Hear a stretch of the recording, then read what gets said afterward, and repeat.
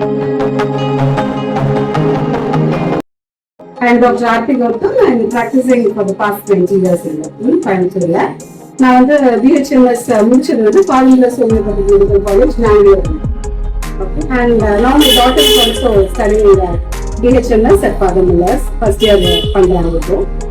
Okay. Somewhere you want to get connected with human lives. You want to change the life of the people. You touch their lives for the better. அவங்களுக்கு help பண்ணிக்க முடியாத ஒரு விஷயம் அப்படிங்கிறது வந்து இந்த உடம்பு விஷயம் தான். மற்றது எல்லாமே வந்து அவங்களே கூட சரி பண்ணிக்கலாம். But as far as your health is concerned, you need to get a help. அந்த ஹெல்ப் வந்து ப்ராப்பரான ஒரு ஹெல்ப்பா இருக்கணும். ஸோ நம்ம வந்து முடியாதுன்னு சொன்னா அடுத்த நிமிஷமே patient will start losing hope. அவ்வளவு முக்கியம். Trust us blindly. They can come to us. நம்ம பார்த்துட்டு இது முடியுமான்னு தெரியல. You have to live with this. முடிஞ்சுட்டு அதுக்கப்புறம் ட்ரை பண்ணிட்டு விட்டுருவாங்க. So that is our goal. நம்ம வாயை திறந்து சொல்ற ஒவ்வொரு வார்த்தையும் it is என்ன சொல்றது அதெல்லாம் வேத வாக்கா எடுத்துப்பாங்க patients. It is so very important in the profession. So I am very happy that we have the right reasons to choose the profession. Okay. இல்லைன்னா it is just like ஒரு peer pressure நாளையோ இல்ல மற்றவங்க சொன்னதுனாலையோ இல்லாத வரைக்கும் it's very very good. Never compromise your career. You choose your career like your life partner. You have to stay with it the whole lifetime. Divorce பண்றது கூட ஒரு option மேரேஜ்ல, not with career. திரும்பி ஒரு கெரியரை ஸ்டாப் பண்ணி ஒரு career shift ஆகுறது ரொம்ப கஷ்டம். And you have to learn and you have to have the degree for it and all, especially with professional course. So எதுக்கு ஸ்டபர்னா இருக்கீங்களோ இல்லையோ கெரியர் சூஸ் பண்ணும்போது you have to choose like right life partner. That's so very important. Never compromise. And அப்பதான் வந்து ஒவ்வொரு நாளுமே நீங்க அந்த வேலையை செய்யும்போது சலிக்காது. 20 வருஷமா நான் இந்த தொழில் பார்க்கறேன், but everyday come happily to the training.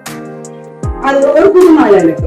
I have never ஒரு போர் அடிச்சதே கிடையாது எனக்கு இந்த ப்ரொஃபஷன். அதுக்கு காரணம் வந்து எனக்கு பிடிச்ச ப்ரொஃபஷன் நான் சூஸ் பண்ணேன். அண்ட் அஃப்கோர்ஸ் மெடிசன் கோர்ஸை பொறுத்த வரைக்கும் நீங்க ஏர்ன் பண்றதுன்றது it should be the result of the effort you put இன்.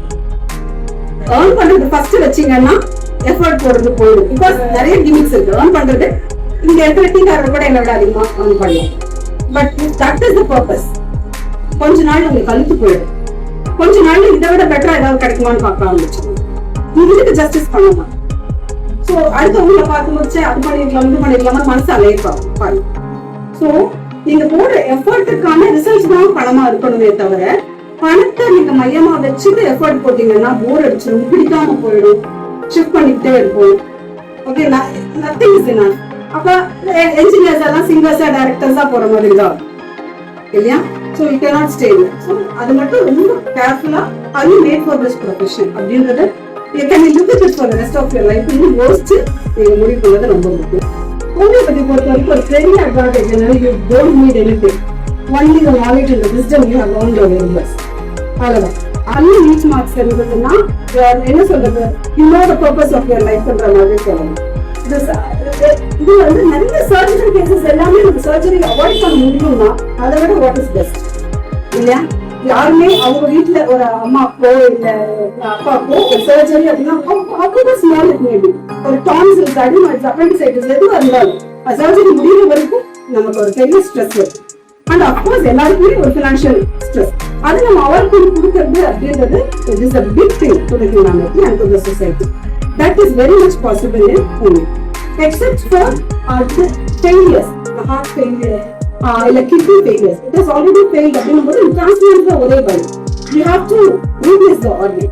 அந்த மாதிரி சிச்சுவேஷன்ல இல்ல RTA road traffic accidents-ல எலும்பு உடைஞ்சிச்சு, ligament tear ஆயிடுச்சு, அவர் ஒட்ட நிச்ச wherever the mechanical aid has to come into play.